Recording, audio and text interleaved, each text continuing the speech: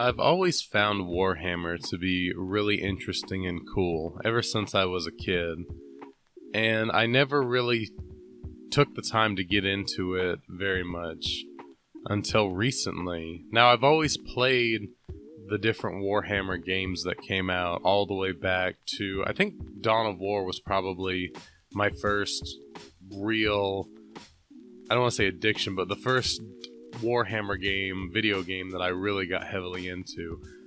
But when I was a kid, I had a friend, this was back in probably 6th or 7th grade, who was into Warhammer, was into the miniatures and the tabletop game, and had the figures and all that. And I always thought it was super cool. I couldn't tell you now what figures he had, if they were Space Marines or Orcs or whatever, because it was so long ago.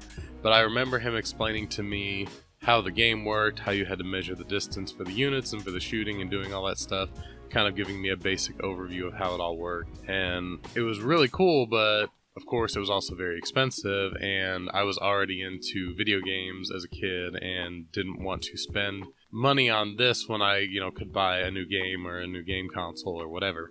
The reason why I'm saying this is because here we are, all these years later. I'm now in my mid-30s, that's hard to say, and I've just now recently gotten into the miniature and tabletop aspect of Warhammer after playing all of these different Warhammer video games, from Dawn of War to Space Marine to Warhammer Online, obviously, and everything in between.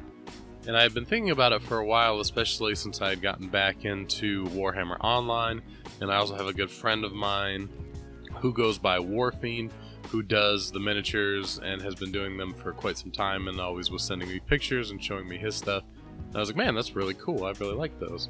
So when I decided to take the leap, of course, I talked to him first, and then I went to a local game store and made probably a mistake by saying, hey, I want to get into Warhammer, but I don't know anything about it. And within a few minutes, I had like $200 worth of stuff in my arms, and I was slightly freaking out a bit about it. Like, I don't... This wasn't what I intended to do. It is funny because he actually kind of sensed that and was like, yeah, no, you probably don't even really know what you want to get into. Let's put some of this stuff back. Let's get you started real easy. You like orcs because anyone who watches my channel knows I love orcs. They're my thing. The green skins, love them. So he's like, let's start you out with, this, because I was interested in the fantasy orcs from Warhammer Online. So he gave me an Age of Sigmar orc kit and was like, here you go, this would be your best starting point. Get you some glue, some primer, and if you want to go ahead and get some paints, you can do that. So I think I ended up just getting the kit, the glue and the primer right then and there, so I could get started on it, kind of figure out. And of course, very quickly realized I need some paints, I need some brushes, I need some other tools. And before I knew it, I had bought quite a bit of stuff, but I found myself really, really enjoying it a lot, even more so than I expected to. I'd like to think, have been a fairly creative person. I haven't always been super proud of myself when it comes to my creative works, like drawing or anything. I've never tried to paint before, so that was a new experience. But I do enjoy being creative, and I thought, okay, this is going to be a cool thing that I can be kind of creative with, and also it ties into playing the game, and we'll check it out, we'll see how it goes. And yeah, I loved it. I started that kit, found it to be a lot more difficult than I expected, of course, and worked my way through it. I tried different methods, painting him sub-assembly, which is one piece, like his head by itself, his arms by itself, whatever. And I tried painting him fully completed, and then I tried painting everywhere in between, to kind of get a good idea for what worked best for me. And then once I was mostly complete with those ones, I was like, okay, I'm going to pick up some 40k orcs and try those out and see how I like those, because I'm not 100% set on doing Age of Sigmar just because I like the fantasy orcs. Let's check out the 40k orcs. So got myself an Orc Boys kit, started doing those. And once again, I found myself really enjoying it. I actually ended up liking the 40k orcs more. Maybe it's just the aesthetic with the guns and the shooters and all that stuff, and the mechs that they have and the power claws and all this cool stuff. But anyway, so I was like, okay, well, I'm gonna continue with the 40k stuff. I ended up getting a biker kit, a Gaz Rule Thraka. I don't still know exactly how to pronounce his name. And I kind of just started getting the models that I thought were cool, really not even looking at what I needed as far as to build a proper good army.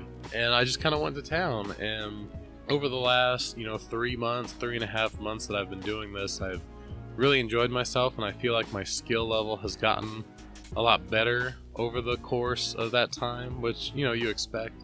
And I really have found a new hobby that I feel like I'm going to enjoy for a long time. Now, the purpose of this video, as we are like 6 minutes, whatever, into it now, I have streamed myself painting a few times on Twitch. Really just like a kickback, relax, like, hey, I'm going to do some painting, let me stream it, we can chat, while I'm doing this. And I've found it kind of hard to really bridge the gap between this hobby of mine and content creation, which is essentially another hobby of mine. And granted, they don't need to go together. I don't need to stream everything that I do, and I think that's part of streamer culture that kind of like gets into people's minds, like, oh, I could stream this, I should stream this. And it's like, no, you don't have to stream everything you do. You should definitely have things that are just for you. And I really kind of bored that into my skull with this endeavor, because painting on my own time is actually really almost therapeutic. Like, it's just you're sitting down, you're focused on the thing that you're doing, the model that you're painting, and everything else just kind of fades away. And when you stream, you can't really do that, because you got to pay attention to chat, you got to make sure you're holding your model and not accidentally moving it out of frame. Like, there's all kinds of things that you have to worry about at the same time. So it's a completely different experience, and I've always said that about streaming video games too.